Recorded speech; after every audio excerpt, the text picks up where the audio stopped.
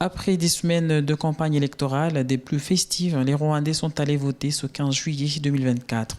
Dans une ambiance tout aussi festive dans quelques bureaux de vote ou aussi calme dans d'autres, les Rwandais ont voté pour le président de la République et les députés pour un mandat de 5 ans. Pour moi, au Rwanda, c'était ma première fois, ma première expérience. Donc, il y a les gens qui sont chargés de guider les gens. Tout ça, vraiment, on a été bien servis. Et ça n'a pas vraiment été, ça a pas été difficile pour nous, tu vois. Donc, je suis entré et du coup, on a d'abord vérifié sur la liste, si j'étais sur la liste. Et après, ils avaient trouvé que j'étais vraiment sur la liste. Ils m'ont envoyé aux autres personnes qui étaient chargées. Donc, puis voilà, ils m'ont donné la carte. Là, il y avait 3 candidats. Alors, on m'a dit de choisir le candidat que je préfère.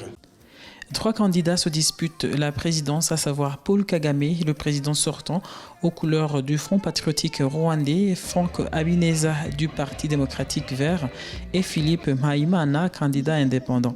Des élections législatives ont également eu lieu avec plus de 589 candidats en lice pour 80 sièges. Les élections se déroulent dans une ambiance tranquille. J'ai visité beaucoup de bureaux de vote. J'ai pas vu des conflits, des brigues, des personnes avec de l'excès d'alcool. Sur 80 députés, seulement 53 ont été élus ce 15 juillet et le reste le 16 juillet.